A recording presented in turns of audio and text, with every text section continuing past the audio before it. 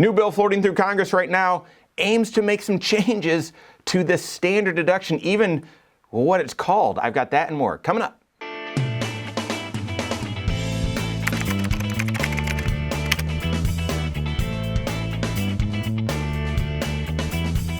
My name is Mike Bernard. I'm the host of the Wise Money Show. I'm also one of the certified financial planners right here at Korhorn Financial Group. Make sure you hit that subscribe button, turn on notifications, and smash that thumbs up button. Do you itemize your deductions, or do you take the standard deduction?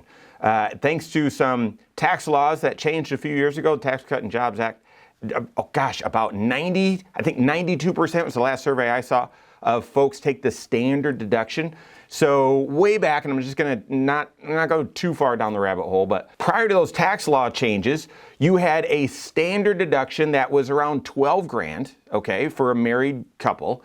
And then you got an extra deduction for each person in your household, each dependent. So this was an exemption deduction, and those were 3 to 4 grand as well. So a married couple with 2 kids, then your standard deduction would be about 12.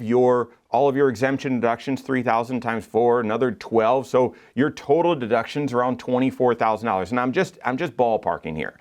So that was the old system before the Tax Cut and Jobs Act. And if you looked at that standard deduction of around 12 grand, but you looked at your itemized deductions and you could list out, well, I've got my mortgage and my mortgage interest, okay. I've got gifts to charity, and I've got my state and local taxes and my property taxes, and I add all that up. Well, gosh, I can pretty easily get above that $12,000 number. And so therefore many people were itemizing their deductions because they could itemize those expenses out and get above that $12,000 hurdle. And then they'd still get those exemption deductions for each of their kids. And so many people were getting a higher deduction than the standard deduction, and many people were itemizing. All right, now that's the old world. That was before 2017. Well, now, or before 2018. Now, since that, they essentially doubled the standard deduction and got rid of those exemption deductions. So if the standard deduction was 12, back when this changed, it became around 24,000. And then there was no more exemption deduction. And so it didn't matter really how many dependents you had. That could influence whether you got child tax credits or dependent credits, but your deduction was your deduction.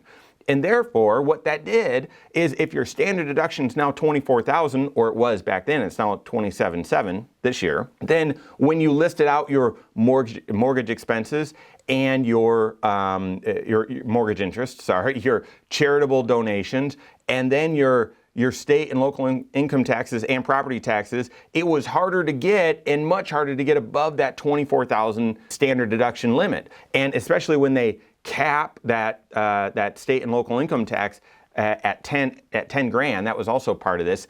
Many people, 90% of people no longer itemized, and they just took the standard deduction. We'll see if that sunset happens here in 2025, that's just around the corner, and tax rates and tax rules revert back to where they were before the Tax Cut and Jobs Act. But that's essentially the history, the brief history on standard deductions, exemptions, and so on. So now we're in this world where there's a very big standard deduction, and most people don't itemize anymore. And some of the planning, there could be some planning if you're working with your CFP, where you could stack your charitable contributions or do certain things so that, well, you itemize in one year and then get the standard deduction in future years. And that's a way, if you take a longer view of your tax planning, that's a way for you to optimize and maximize the system. All right, well, you may not have seen this, but there's a bill floating through Congress. I have no idea how much traction it's getting,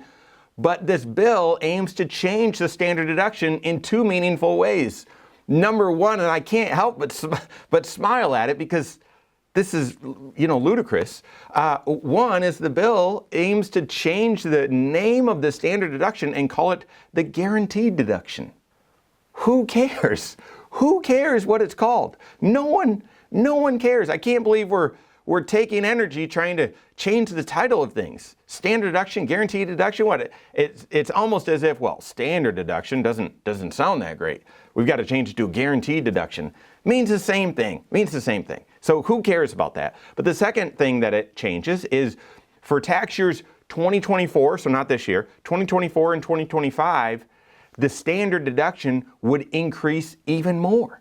A $2,000 increase if you're an individual, a $4,000 increase for married filing jointly. Now, there would be a phase out with this as well for high wage earners. It would begin phasing out if your adjusted gross income is over $200,000 as an individual filer, over $400,000 married filing jointly. But this would be a little bit of boost for that already larger standard deduction in tax years 2024 and 2025. What's the reason behind this? Don't know. My guess is it has something to do with continued frustration about the SALT limit, that $10,000 limit, and I get that. If you live in an area that has very high state or local taxes, very high property taxes, then that $10,000 cap is a meaningful cap and very, very frustrating. I completely get that. So this aim may be to help offset some of those challenges. We'll see, but I have no idea whether this thing is getting some traction or not. What could this mean?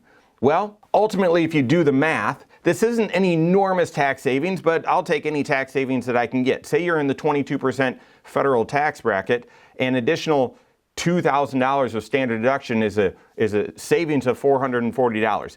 So not huge, but still a tax savings. And if you're married filing jointly, then double that. So just under $1,000. So not an enormous amount of savings, but I'll take it. The other thing that this could mean, though, is, well, what tax planning should you consider? If you're looking and saying, well, if this change goes into effect in years 2024 and 2025, then it's going to be even harder for people to itemize. Well, if you're donating to charity, I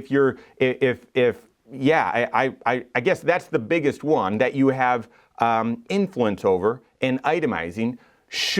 Could you stack your charitable contributions in 1 year and essentially take a look at the next several years worth of charitable contributions and make that charitable donation in 2023 so that you have as much of that deduction in one calendar year or tax year as possible so that you itemize this year? And then that standard deduction will be higher in 24 and 25. And when you look at the overall deduction that you would get over those 3 years, it would be optimized because you stacked those charitable contributions in this 1 year. Now you might say, well, what if I want to bless the church or give to the charity over these years? I don't want to make their cash flow, managing that very, very challenging by giving them all of the money this year and then nothing the next couple. Well, you could make this stackable donation into a donor advised fund. Therefore, when you make that contribution into that donor advised fund in that year, that's when you get the charitable deduction.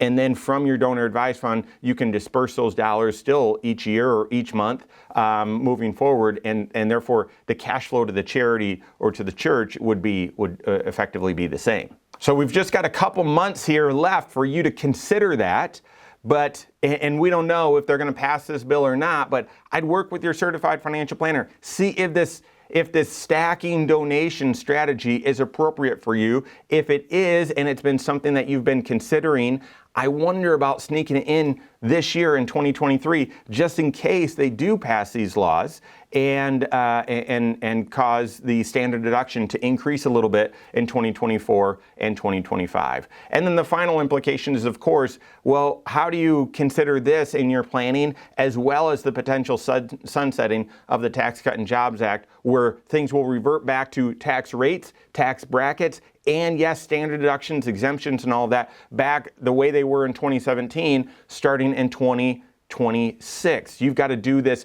multi-year tax planning, and no one knows the future, but working with your CFP that's doing that proactive tax planning, that multi-year tax projection for you, you can help analyze, well, what makes the most sense in your situation? Maybe not going all in with your chips, assuming that one course of action is absolutely going to be what plays out, but taking a look at, well, what's likely and how does that impact your situation, and therefore does that inform any decisions today? Work with your CFP on that. If you don't have a CFP on your team, contact one on my team. Find us online, Korhorn.com. That's Korhorn with K. WiseMoneyShow.com. You can find us there as well, or send us an email, info@Korhorn.com.